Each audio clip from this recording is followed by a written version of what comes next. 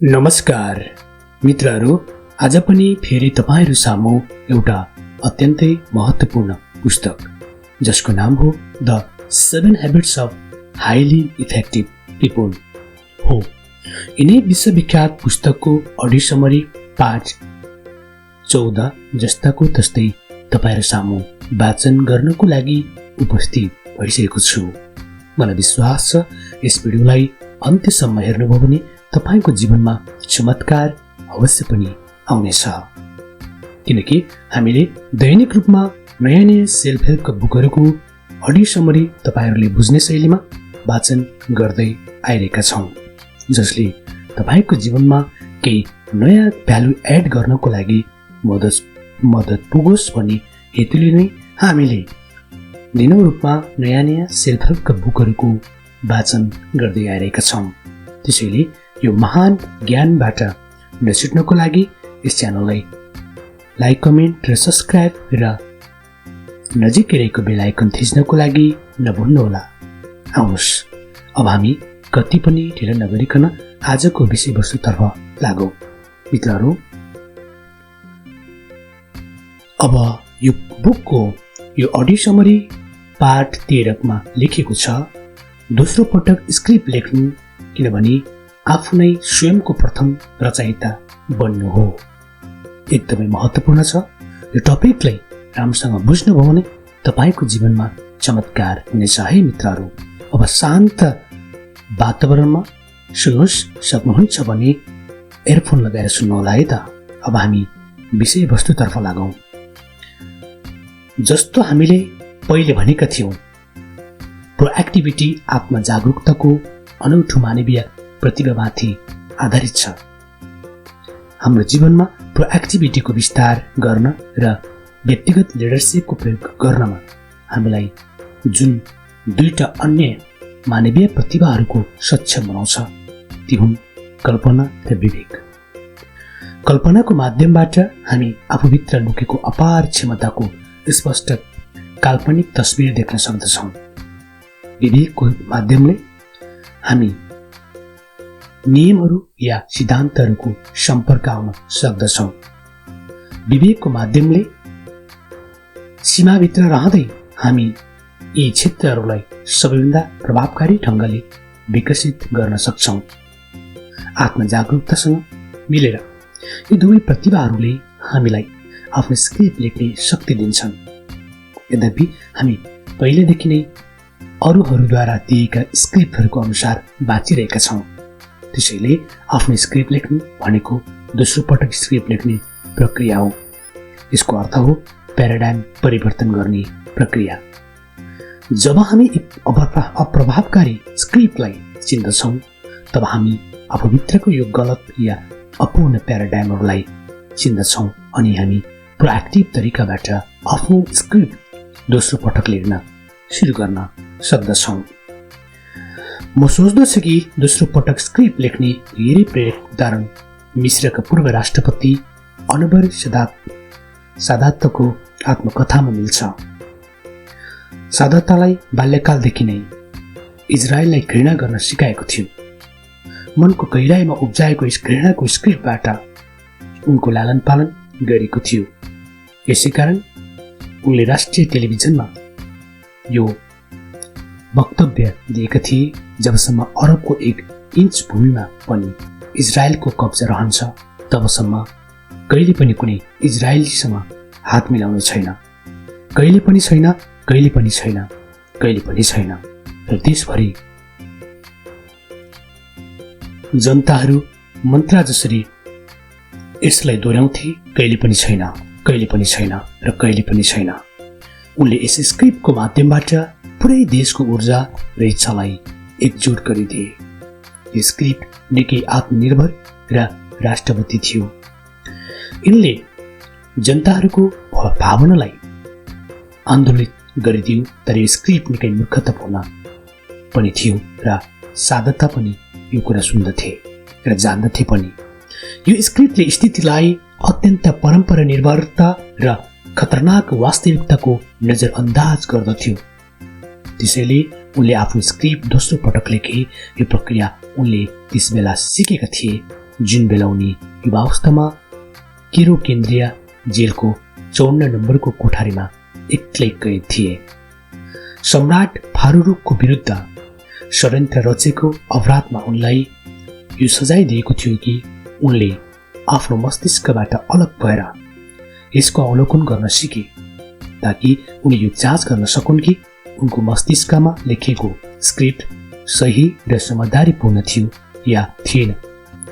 उनले आफ्नो मस्तिष्कलाई खाली गर्न सिके र अन्ततः उनले ध्यानको गहन व्यक्तिगत प्रक्रियाद्वारा आफ्ना धर्मग्रन्थहरू पढेर नै र प्रार्थना गरेर आफ्नो स्क्रिप्ट दोस्रो पटक कसरी लेख्ने भन्ने पनि सिके।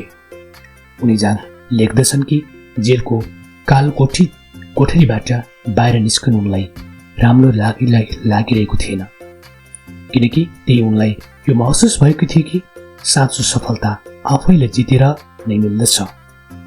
साँचो सफलताको अर्थ यो हो कि यो होइन कि तपाईसँग वस्तुहरू छन्, बरु कि यसको अर्थ स्वयंलाई जित्नु र स्वयंमाथि नियन्त्रण गर्नु हो। नासिर शासनकालमा सदातालाई केही समयसम्म अपेक्षाकृत महत्त्वहीन पनि पद दियो। सबैलाई यो लाग्यो कि उनको उत्साह चिसो भइसकेको छ, तर कुरा यस्तो थिएन। मानिसहरू सदातालाई आफ्नो जस्तो मानिरहेका थिए र उनका स्क्रिप्टलाई पनि आफ्नो जस्तो मानिएको थियो। मानिसहरूले उनलाई बुझ्न सकेनन्, तर साधाता सही समयको समीक्षा गरिरहेका थिए।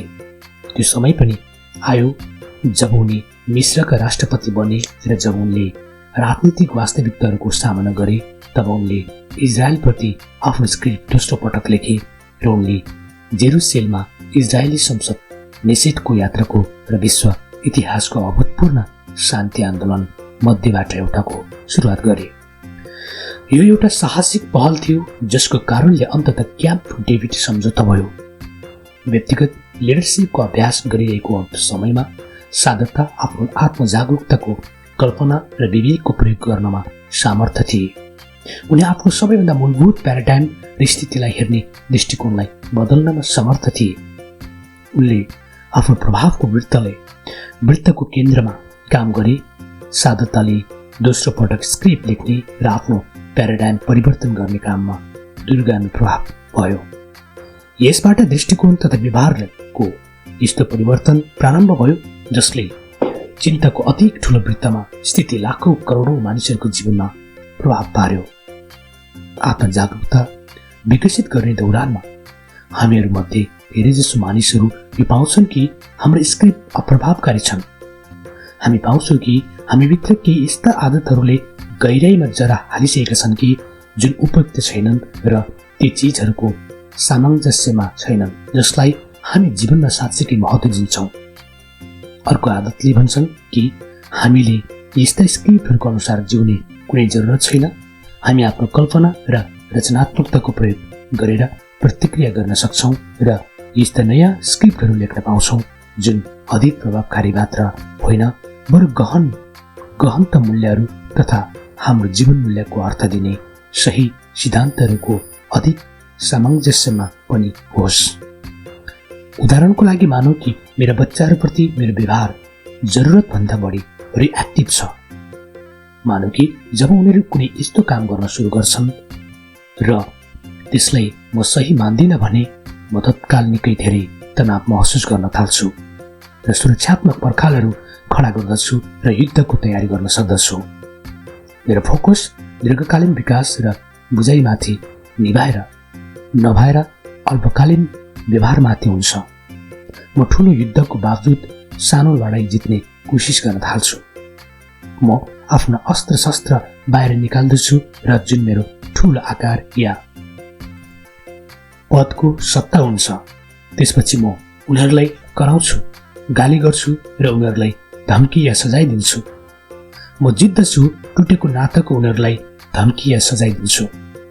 म जित्दछु, टुटेको नाताको बीचमा विजेताको रूपमा खडा हुन्छु। त्यस समयमा मेरा बच्चाहरू बाहिरी रूपले हार त मान्दछन्, तर भित्रभित्रै उनीहरूमा विद्रोहको बाहिरी रूपले हार भावनाहरू सलबलाइरहन्छन्। यी भावनाहरूलाई उनीहरू त्यसबेला त दबाउँछन्, तर अगाडि बढेर यी भावनाहरू निकै अप्रिय र भद्द रूपमा बाहिर निस्किनेछन्। अहिले यदि म यस अन्त्येष्टिमा बसेको भए, जसको हामीले यस अध्यायको सुरुवातमा कल्पना गरेका थियौँ र मेरो कुनै बच्चाले त्यसमा बोल्नुपर्ने भएको भए म के चाहन्थे? म यो कुनै पनि हालतमा चाहन्थे कि उसको जीवन क्विक फिक्स मुठभेडाहरूको चोकबाट भरिएको होस्। यसको बावजुद पनि म यो चाहन्थे कि उसको जीवनले मद्वारा वर्षौंसम्म दिएको प्रेमपूर्ण शिक्षण र प्रशिक्षण र अनुशासनको प्रतिनिधित्व गरोस्। म यो चाहन्थे कि उसको मन र दिमागमा मसँग बिताएका गहिरा र सार्थक समयको सुखद यादहरू हुन्।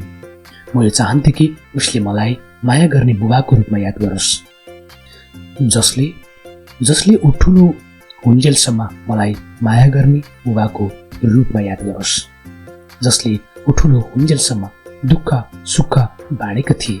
म यो चाहन्थे कि उसले ती समयहरूको याद गरोस् जब ऊ आफ्नो समस्याहरू र चिन्ताहरू लिएर मौका आएको थियो। म यो चाहन्थे कि मैले उसको कुरा सुन्नु पर्दथ्यो, उसलाई प्रेम गर्नु पर्थ्यो र उसको मद्दत गर्नु पर्थ्यो। म चाहन्थे कि उसले यो जानोस् कि म आदर्श थिएन, तर मसँग जति पनि थियो मैले त्यसबाट पुरा प्रयास आदर्श थिएन, तर मसँग जति पनि थियो मैले त्यसलाई पुरा प्रयास गरेका थिएँ। र यो पनि कि सायद म उसलाई दुनियाँका कुनै पनि अन्य व्यक्तिभन्दा बढी माया गर्दथे। यी कुराहरू जान्नुको पछाडि यो कारण छ कि म आफ्नो मनको गहिराईमा आफ्नो बच्चाहरूलाई महत्त्व दिन्छु, म उनीहरूलाई माया गर्दछु र म उनीहरूको मद्दत गर्न चाहन्छु। म उनीहरूको बुबाको रूपमा आफ्नो भूमिकालाई महत्त्व दिन्छु, तर म सधैँ यी जीवन मूल्यहरूलाई देख्न पाउँदिन। म साना कुराहरूमा निकै अल्झिएर रहन्छु। सबैभन्दा महत्त्वपूर्ण चिजहरू, अत्यावश्यक समस्याहरू, तत्कालीन चिन्ताहरू र बाहिरी व्यवहारका पत्रहरूको तल गाडीमा पुग्छन्। म रियाक्टिभ बन्न पुग्छु। म हर दिन आफ्ना बच्चाहरूसँग जुन तरिकाले व्यवहार गर्दछु त्यो अक्सर उनीहरूलाई मेरो साँचो भावनासँग निकै कम मेल खान्छ। म आत्मजागरुक छु, म कल्पना र विवेक छ, त्यसैले म आफ्नो गहनतम जीवन मूल्यको जाँच गर्न सक्छु। म यो महसुस गर्न सक्छु कि जुन स्क्रिप्टको हिसाबले म बाँचिरहेको छु त्यो ती जीवन मूल्यहरूसँग मेल खाँदैन। म यो महसुस पनि गर्न सक्दछु कि मेरो जीवन आफूद्वारा मेल खाइँदैन, र म यो महसुस पनि गर्न सक्दछु कि मेरो जीवन आफूद्वारा बनाएको प्रोएक्टिभ योजनाको परिणाम होइन, बरु कि त्यस प्रथम रचनाको परिणाम हो जसलाई मैले परिस्थिति र अरू मानिसहरूको भरोसामा छोडिदिएको थिएँ। तर म बदल्न सक्छु। म आफ्नो स्मृतिको बावजुद आफ्नो कल्पनाद्वारा जिउन सक्छु। म आफ्नो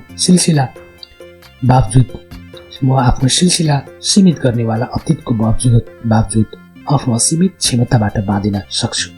म आफै आफ्नो प्रथम रचयिता बन्न सक्छु र अन्त्यलाई ध्यानमा राखेर सुरु गर्नुको अर्थ यो हो कि जीवनमा बुबा या अन्त्य कुनै भूमिका निभाउने समयमा मेरो जीवन मूल्य र दिशाहरू स्पष्ट हुनुपर्छ। त्यसको अर्थ आफू प्रथम रचनाको लागि आफै जिम्मेवारी हुनु र स्क्रिप्ट दोस्रो पटक लेख्नु हो, ताकि मेरो जीवनले, मेरो व्यवहारले त्यो दृष्टिकोणलाई उत्पन्न गर्ने प्याराडाइम र मेरो गहनतम जीवन मूल्यहरूसँग मेल खाओस् र सही सिद्धान्तको तारतम्य होस्। यसको अर्थ यो पनि हो कि हर दिन सुरु गर्ने समयमा यी जीवन मूल्य मेरो मस्तिष्कमा दृढताले स्थिति होस्।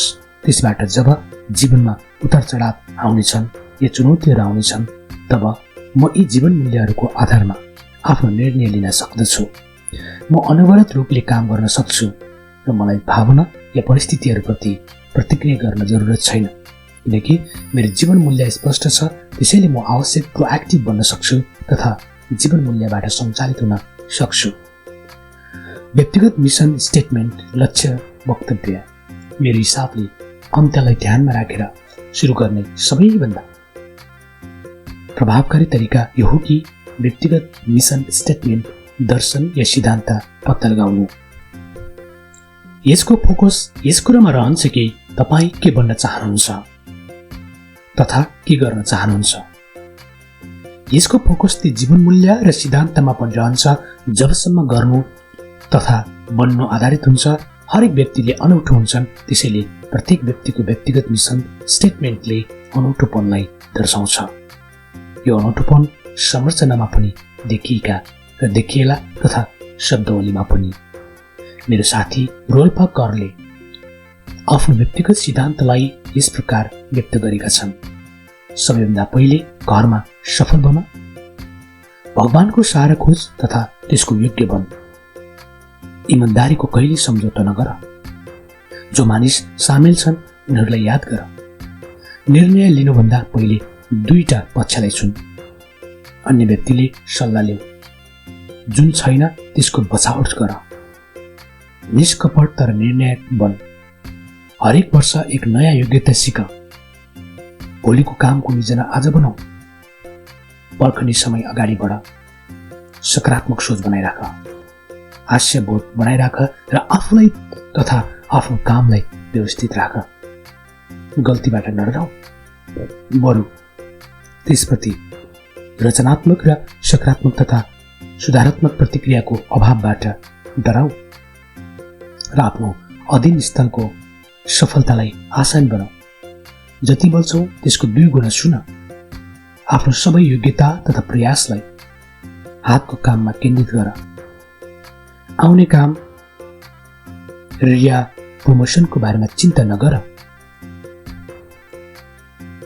परिवार तथा नोकरीको जीवन मूल्यमा सन्तुलन खोज्ने एक महिलाले आफ्नो व्यक्तिगत मिसन स्टेटमेन्टलाई यसरी व्यक्त गरेकी छिन्। म आफ्नो क्यारियर तथा परिवारमा सकेसम्म सर्वश्रेष्ठ सन्तुलन बनाउन चाहन्छु, किनकि दुवै मेरो लागि महत्त्वपूर्ण छन्। मेरो घर एउटा यस्तो ठाउँ होला जहाँ मलाई तथा मेरो परिवारलाई पाउनलाई खुसी, शान्ति तथा सुख मिलोस्। म स्वच्छ एवं सुव्यवस्थित वातावरण बनाउन चाहन्छु जसमा आरामदायी तरिकाले जीवन सकियोस्। घरमा खाने, पढ्ने, हेर्ने तथा काम गर्नको लागि जे राम्रो हुन्छ त्यसमा म समझदारीको प्रयोग गर्नेछु। खास गरी म आफ्नो बच्चालाई प्रेम गर्न सिक्न समझदारीको प्रयोग गर्नेछु। यसरी म आफ्नो बच्चालाई प्रेम गर्न सिक्नु तथा हाँस्न सिकाउन चाहन्छु, साथै काम गर्न तथा उनीहरूमा विभिन्न गुण विकास गर्न। हाम्रो लोकतान्त्रिक समाजको अधिकारी र स्वतन्त्रता तथा जिम्मेदारीलाई म महत्त्वपूर्ण ठान्दछु कि म राजनीतिक प्रक्रियामा सामेल हुने सजग तथा जागरुक नागरिक बनौला, ताकि यहाँ सुनिश्चित गर्न सकौँ कि मेरो आवाज सुनियोस् र मेरो भोटको महत्त्व रहोस्। म आफै सुरु गर्ने सेल्फ स्टार्टिङ बन्नेछु तथा आफ्नो जीवनको लक्ष्य हासिल गर्नको लागि पहल शक्तिको प्रयोग गर्नेछु। म परिस्थिति तथा अवसरसँगै काम गर्नेछु। म सबै विनाशकारी आदत तथा बाणीबाट आफूलाई टाढा राख्ने कोसिस गर्नेछु। म यस्तो आदत विकसित गर्नेछु जसले मलाई पुरानो लेभल तथा सीमाबाट मुक्त गर्नेछ र मेरो क्षमता तथा विकल्पको विस्तृत गर्नेछु। मेरो धन मेरो मालिक होइन, मेरो सेवक होला। म समयसँगै आर्थिक आत्मनिर्भरता हुन चाहन्छु। मेरो इच्छा, मेरो आवश्यकता र मेरो साधना अनुसार हुनेछ। घर तथा कारको दीर्घकालीन ऋणको सट्टा म हरेक हिसाबले उपभोक्ता ऋणबाट मुक्त राख्न चाहन्छु। म जति कमाउनेछु त्यसभन्दा खर्च कम गर्नेछु तथा नियमित रूपले आफ्नो आम्दानीको एक भाग बचाउनेछु। यसबाहेक म आफूलाई उपलब्ध धन तथा क्षमताको प्रयोग सेवा तथा दान पनि गर्नेछु, ताकि अरूको जीवन पनि आनन्दमय बन्न सकोस्। तपाईँ व्यक्तिगत मिसन स्टेटमेन्टलाई संविधान भन्न सक्नुहुन्छ। संयुक्त राज्य अमेरिकाको संविधान जस्तै यो पनि मूलतः अपरिवर्तनशील हुन्छ। 200 भन्दा बढी वर्ष भयो होला, तर अमेरिकी संविधानमा अहिलेसम्म सिर्फ 26 संशोधन भएका छन्, जसमध्ये 10 त मूल अधिकारको सूची बिल अफ राइट्समा भएका थिए। अमेरिकाको संविधान एउटा यस्तो मापदण्ड हो जसको आधारमा देशको हरेक कानुनको मूल्याङ्कन गरिन्छ। त्यो यस्तो दस्तावेज हो जसको लागि निष्ठापूर्वक शपथ लिने, समय शपथ लिने मानिस राष्ट्रियता, यसको रक्षा पालन तथा समर्थकको लागि सहमत हुन्छ। यो त्यो मापदण्ड हो जसको आधारमा मानिसलाई नागरिकता प्रदान गरिन्छ। यो त्यो केन्द्र हो जसले गृहयुद्ध भियतनाम या वाटरगेट जस्तो ठूलो मानसिक आघात झेल्ने शक्ति पनि दिन्छ। यो त्यो लिखित मापदण्ड हो जसबाट बाँकी सबै कुराको मूल्याङ्कन तथा मार्गदर्शन हुन्छ। संविधान आज पनि सही छ र उस्तै पनि छ तथा आफ्नो महत्त्वपूर्ण भूमिका निभाइरहेको छ, किनकि यो सही सिद्धान्तमा आधारित छ। यो संसद स्वाधीनताको घोषणापत्रमा सामेल संहिता र प्रमाणिक सच्चाइमा आधारित हुन्छ। सामाजिक दुविधा तथा परिवर्तनको परिस्थितिमा पनि यो सिद्धान्तले संविधानलाई शाश्वत शक्ति दिन्छ। थोमस जेफरसनले भनेका छन्, लिखित संविधान हुनुमा नै हाम्रो विशेष सक्षम हुन्छ। सही सिद्धान्तहरूमा आधारित व्यक्तिगत मिसन स्टेटमेन्ट पनि व्यक्तिको लागि त्यस्तै प्रकारको मापदण्ड बन्छ। यो एउटा व्यक्तिगत स्टेटमेन्ट बन्न जान्छ। यो जीवनलाई दिशा दिने ठूलो निर्णयको आधार बन्न जान्छ। हाम्रो जीवनलाई प्रभावित गर्ने परिस्थिति तथा भावनाहरूलाई वा निर्णय लिने आकार बन्न जान्छ। अमेरिकी संविधान जस्तै व्यक्तिगत संविधानबाट पनि व्यक्ति परिवर्तनको सिलसिला शाश्वत शक्ति मिल्छ। मानिसहरू परिवर्तनसँग तबसम्म रहन सक्दैन जबसम्म उनीहरू भित्र एउटा अपरिवर्तन केन्द्र हुँदैन। परिवर्तनको योग्यताको कुञ्जी यो हो कि तपाईँ कसलाई महत्त्व दिनुहुन्छ। मिसन स्टेटमेन्ट हुँदा हामीलाई परिवर्तनबाट कुनै अप्ठ्यारो हुँदैन। हामीलाई पहिलेदेखि नै निर्णय लिन या पूर्वाग्रहहरूको आवश्यकता पर्दैन। वास्तविकताको अनुकूल बनाउनको लागि हामीलाई जीवनमा बाँकी हर व्यक्ति या वस्तुको अनुमान लगाउने जरुरत पर्दैन। हामीलाई हर वस्तु या व्यक्तिलाई एउटै साँचोमा ढाल्ने या श्रेणीहरूमा बाँड्ने जरुरत पनि हुँदैन। हाम्रो व्यक्तिगत परिवेश पनि निरन्तर तीव्र गतिमा बदलिरहेको छ। यस प्रकारको तीव्र परिवर्तनले धेरैजसो मानिसहरूलाई हौसला दिएको छ। यो मानिसहरूलाई महसुस हुन्छ कि उनीहरूले यस परिवर्तनको साथ तालमेल मिलाउन सक्दैनन् र जीवनको सामना गर्न सक्दैनन् र उनीहरू रिएक्टिभ बन्दछन्, हार मान्दछन् र मात्र आशा गर्दछन् कि जे हुनेछ राम्रै हुनेछ। तर यस्तो सधैँ होस् यो जरुरी छैन कि जुन नाजी मृत्यु शिविरहरूमा भिक्टर फ्राङ्कलले प्रोएक्टिभिटीको सिद्धान्त सिके र त्यही उनले जीवनमा उद्देश्य तथा सार्थकताको महत्त्व पनि सिके। उनले जुन जीवन दर्शनलाई पछि विकसित गरे र सिकाए त्यसलाई लोगोथेरापी भनिन्छ। यसको सार यो हो कि केही तथाकथित मानिसहरू र भावनात्मक बिरामीहरू निरर्थकता या खालीपनको आन्तरिक महसुसको कारण पैदा हुन्छ। लोगोथेरापीले मानिसहरूको मद्दत गर्छ कि उनीहरूले जीवनमा अनौठो अर्थ र उद्देश्यहरू खोजुन् जसबाट निरर्थकता या खालीपनको महसुस खत्तम होस्। एकपटक जब तपाईलाई लक्ष्यको अनुभव हुन्छ, जब तपाईले आफ्नो प्रोएक्टिभिटीको सार पाउनुहुन्छ, तपाईसँग आफ्नो जीवनलाई सञ्चालित गर्ने भविष्य दृष्टि र जीवन मूल्य हुन्छ।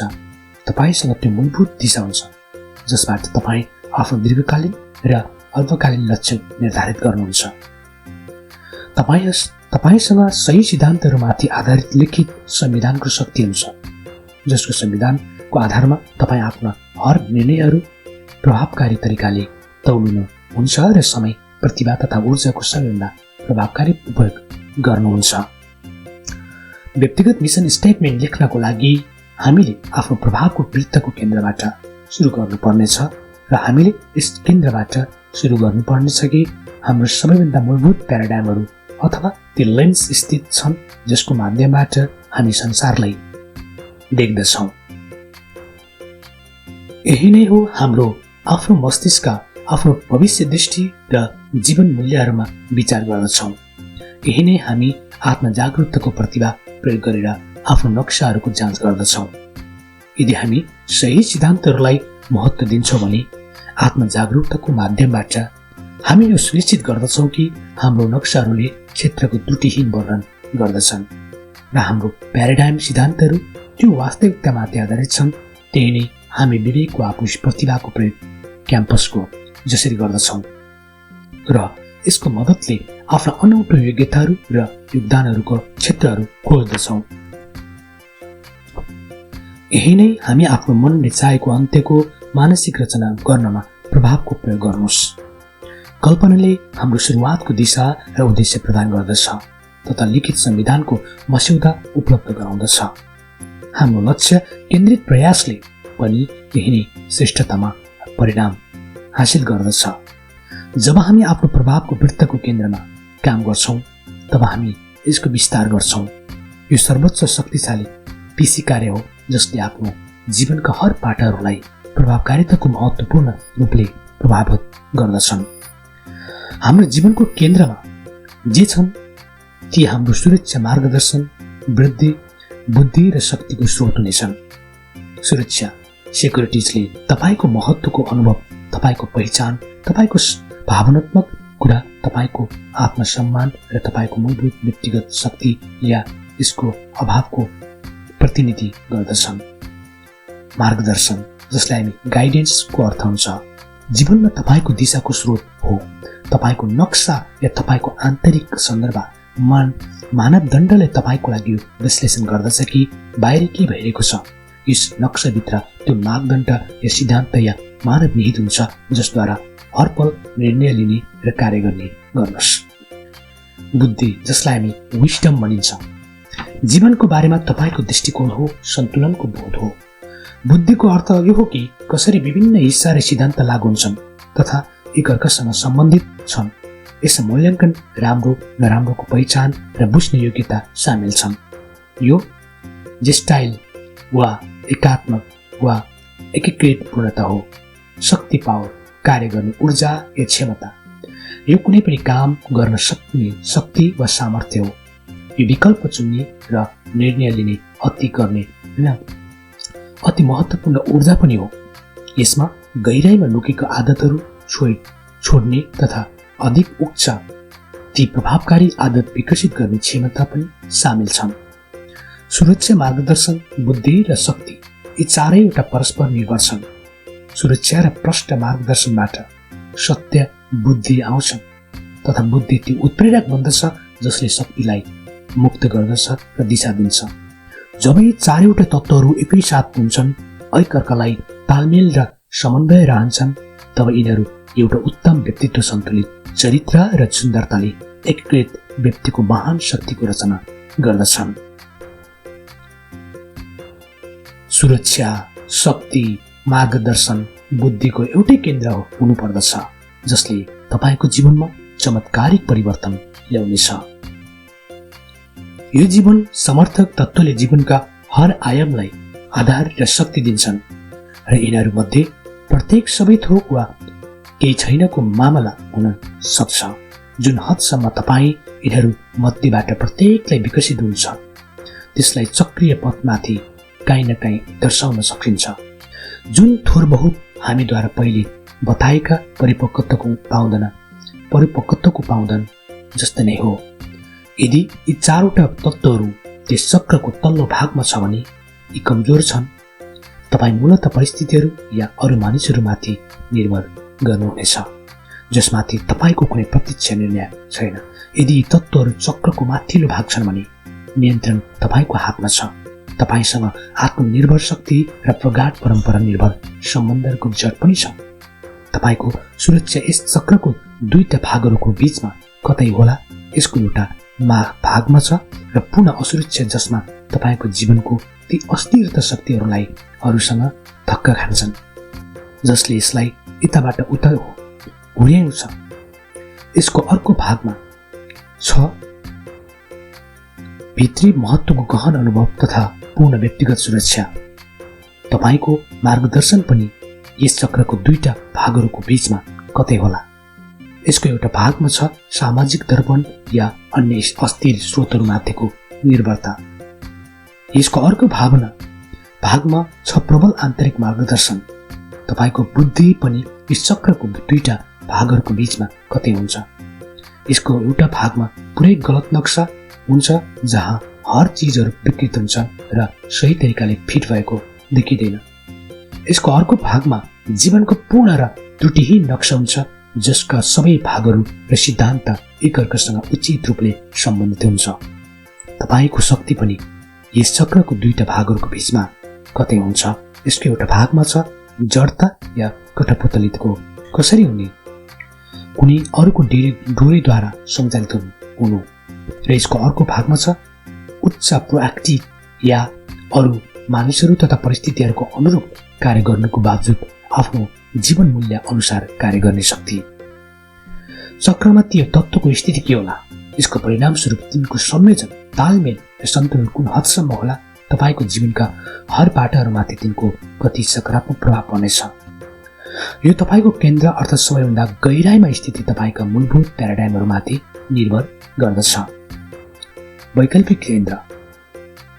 मित्रहरू, हामी सबैसँग एउटा केन्द्र हुन्छ, तथापि हामी विशेष गरी यसलाई यस रूपमा चिन्दैनौँ न हामी जीवनका हर पाटहरूमाथि यस केन्द्रको समग्र प्रभावलाई चिन्न सक्दछौँ।